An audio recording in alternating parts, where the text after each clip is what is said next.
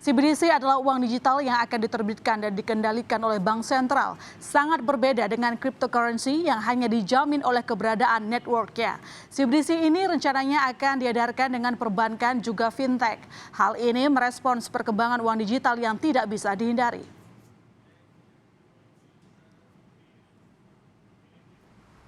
Tidak hanya Bank Indonesia, People's Bank of China PBOC bahkan sudah lebih dulu menerbitkan CBDC mereka atau lebih dikenal dengan Digital Currency Electronic Payment DCEP. Sekali lagi saudara, CBDC adalah mata uang digital yang diterbitkan oleh bank sentral.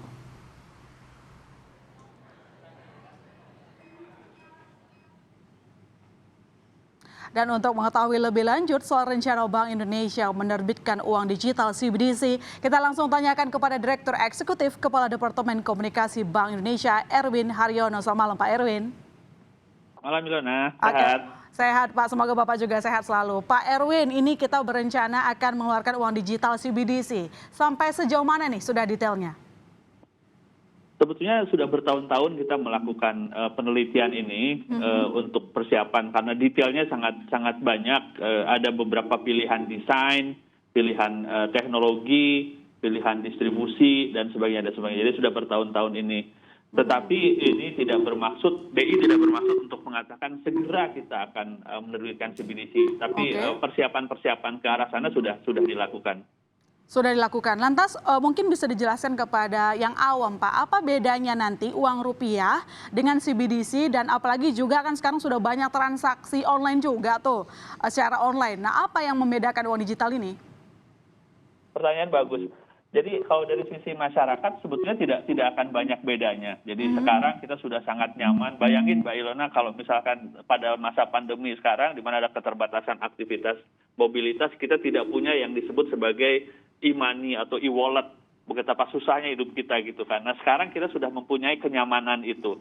Nah pada intinya digitalisasi dari uang itulah yang akan dilakukan. Cuman kalau kemarin kan uangnya dari Bank Indonesia katakanlah dalam bentuk uang kertas kemudian masuk ke masyarakat nyarok di rekening, misalkan Mbak Ilona punya rekening di bank maupun di non bank, kemudian dijadikan rekening itu sebagai sebuah e-money atau e-wallet.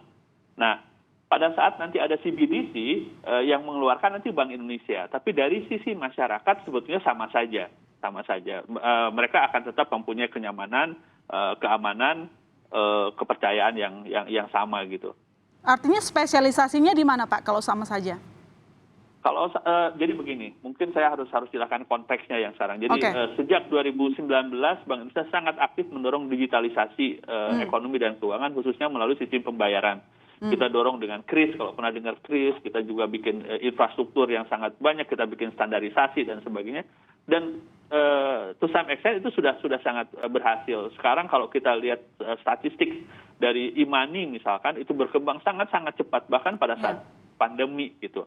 Nah, tetapi untuk mengantisipasi digitalisasi yang berkembang lebih lanjut, maka kami siapkan juga yang disebut sebagai CBDC tadi itu.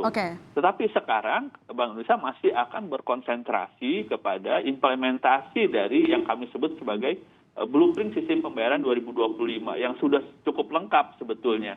Nah, tetapi nanti apabila dorongan semacam itu semakin kuat dan karena itu membutuhkan teknologi, membutuhkan desain yang sangat detail, kita sudah siap gitu. Oke, lantas kapan nih rencana pastinya Pak? Karena kan tadi katanya sudah bertahun-tahun didiskusikan di Bank Sentral, lalu kemudian mungkin bisa disebutkan siapa saja nanti yang bisa memiliki uang digital ini? Kapannya saya belum bisa bilang, karena sebenarnya sekarang di Bank Sentral lain pun sebenarnya belum ada gitu. Yang paling agresif sebetulnya kan di PBOC di Cina gitu ya, tapi itu pun baru sebatas eksperimentasi sebetulnya, dia belum menjadi substitut daripada uang yang lama gitu ya. Di tempat lain bahkan belum ada. Bahkan di negara maju, misalkan kalau saya kasih contoh Swedia, misalkan Swedia itu orang sudah enggan sebetulnya menggunakan uang kertas, dia pakai e-wallet segala macam.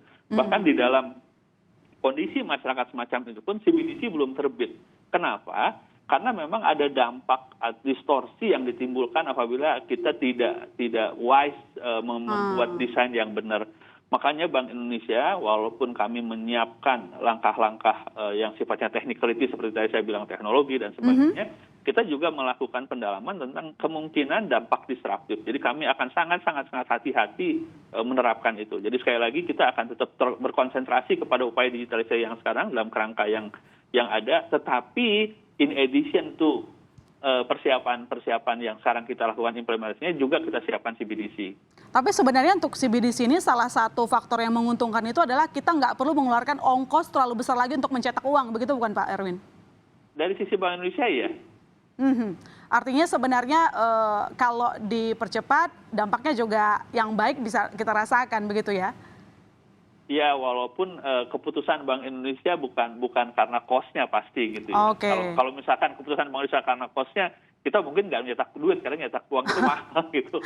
Bukan itu, tapi bagaimana kemudian itu bisa digunakan masyarakat, bisa digunakan sebagai oli di dalam mesin perekonomian yang sekarang bekerja. Nah, kita lihat apabila tingkat digitalisasi dari ekonomi itu sudah sedemikian tinggi dan membutuhkan oli yang baru dalam bentuk central bank digital currency, baru kita masukkan. Oke, Pak, dengan adanya CBDC ini, saya tahu ini kan kesepakatan Bank Sentral Dunia juga gitu. Apakah ini merupakan bentuk respon karena semakin tingginya pamor dari Bitcoin? Sebetulnya iya. Jadi ini betul sebagai respon. Jadi sebetulnya bahkan sebelum sekarang pun waktu pas Bitcoin muncul, terus kemudian kemarin kalau Mbak Ridwana ingat Facebook juga mau bikin juga yang mereka sebut sebagai Libra gitu. Pertanyaannya sekarang ketimbang ada lembaga lain di luar bank sentral yang mengeluarkan itu, kenapa nggak bank sentral saja kalau emang masyarakat membutuhkan itu, ya kan? Karena pada saat dia diterbitkan oleh bank sentral, dia punya the whole economy untuk membackup uang yang dikeluarkan. Berbeda misalkan tadi dengan Bitcoin misalkan, walaupun sekarang sangat marak sebagai alat investasi, karena dia tidak punya underlying-nya, ya dia berfluktuasi gitu. Nah makanya tepat sekali tadi pertanyaannya sebagai respons dari kemunculan cryptocurrency tadi itu. Oke, itu makanya Bank Indonesia saat ini tengah menggodok CBDC versinya kita sendiri. Konsepnya seperti apa? Nanti kita tunggu Pak. Yang jelas semoga ini berjalan lancar begitu. Terima kasih Pak Erwin telah bergabung di Berita Utama. Selamat malam Pak.